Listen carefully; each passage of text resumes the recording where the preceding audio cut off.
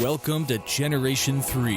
It's time for Ajazz Tech. Hello and welcome to Ajazz Tech. I'm your host, Alex Zarnowski. I'd like to remind you that Ajazz Tech is part of Ajazz Networks. Please be sure to visit AjazzNetworks.com for all of our latest shows and blogs, including Cinema Clash, The Salinor Show, and Internet Amazings. In 2010, the tech world changed. It was greeted by one of the most beautiful pieces of artwork that the world had ever seen. It was slender but not sleek, fast enough but not blazing, and gorgeous but not stunning. The original iPad still holds its own as an extremely functional tablet, but its size, weight, and speed said something about its future. It would only get better, and it did. The iPad 2 was everything the iPad 1 should have been. It was thinner, lighter, faster, and more feature-filled. It had the same screen and the same idea, post-PC.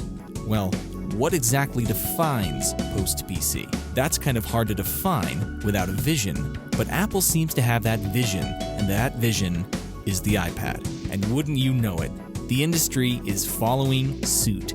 HP tried with the HP touchpad, BlackBerry is struggling with their BlackBerry playbook, and Android is so fragmented I couldn't pick out one really great device.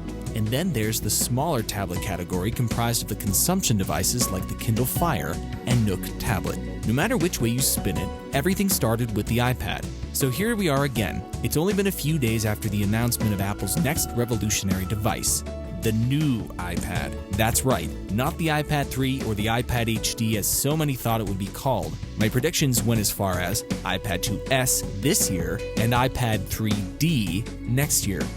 Yep, just iPad. And I couldn't be more satisfied. The new iPad is truly becoming a standalone device, and if it wants to do so, it's going to have to shed that numbering system. We don't see a MacBook Pro 9 for a good reason. A device like the MacBook Pro gets hardware improvements sometimes twice per year, and it would sound silly. In all seriousness, Apple wants to define the iPad as a PC by calling it a post-PC device.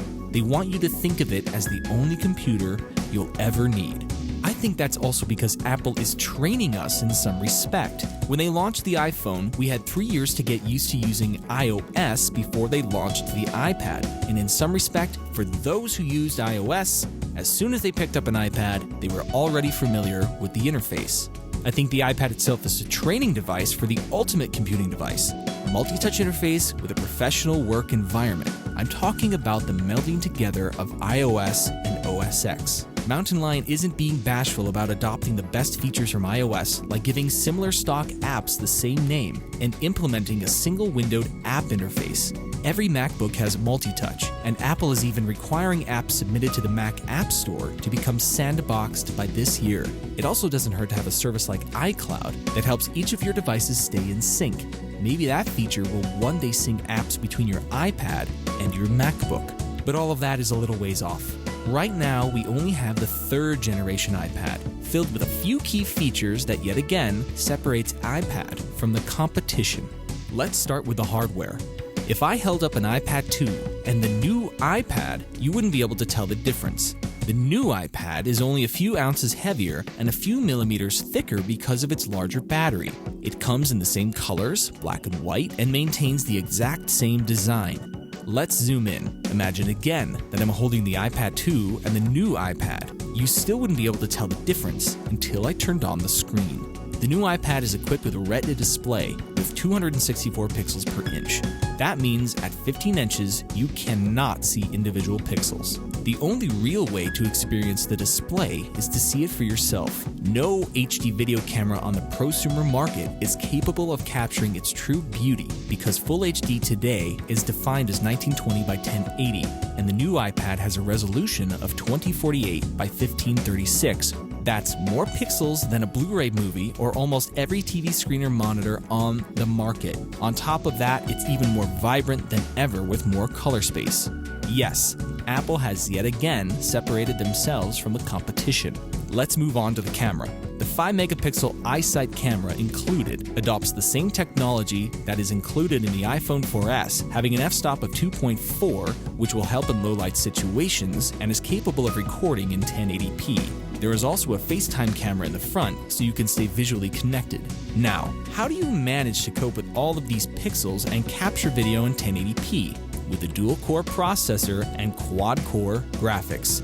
Apple boldly compared the graphical capabilities of the A5X processor to the NVIDIA Tegra 3 as being 4 times as fast. That also means with 1 gig of RAM, we will have a device that has twice as much memory as the Xbox 360 or PS3. The gaming demos held on stage at the iPad announcement were amazing. It's something that we won't see for a while, as developers are going to have to turn up the graphical volume, if you will, and release some compatibility updates. Quad-core graphics also allows the new iPad to load images on screen, blazingly fast. It gives an app like iPhoto for iOS the horsepower it needs to be able to powerfully edit and touch up photos quickly. Hopefully, iMovie will take advantage of those GPU cores and skip the CPU for video rendering. Heck, that only just happened last year with Final Cut X and Compressor.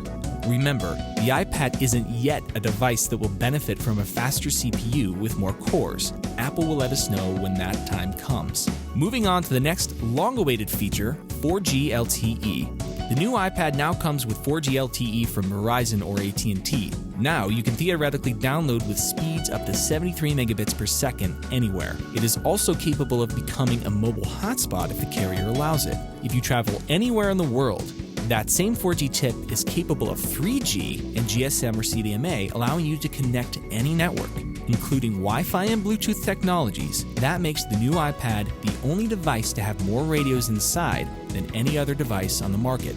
Now, you would think that 4G would have a devastating effect on the battery, but it doesn't. Given its larger battery, the new iPad maintains 10 hours of normal usage and 9 hours on 4G. Not too shabby. Noticeably absent from the new iPad is Siri, probably for a good reason. Apple won't tell you this, but it's most likely that Siri was more successful than they had expected, and more servers are needed to be built to support a larger ecosystem that would support millions of more devices that use Siri. So that's why the new iPad ended up with a voice dictation button placed on the keyboard. So how much does this bad boy cost?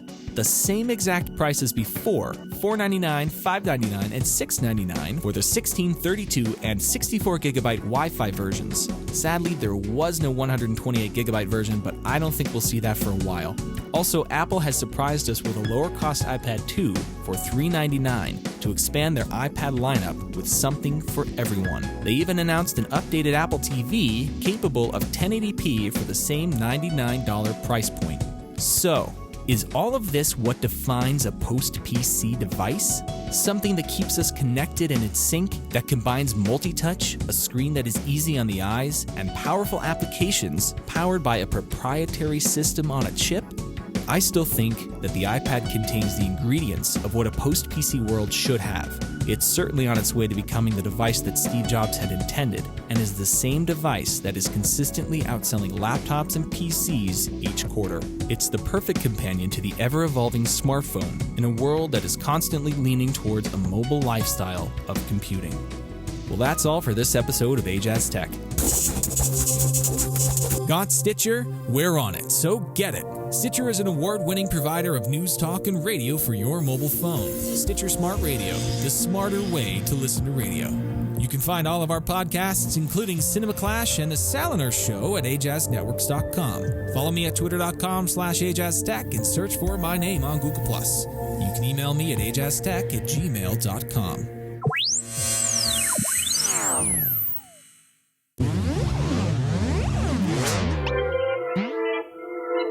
You can find this show and more at Ajazz Networks.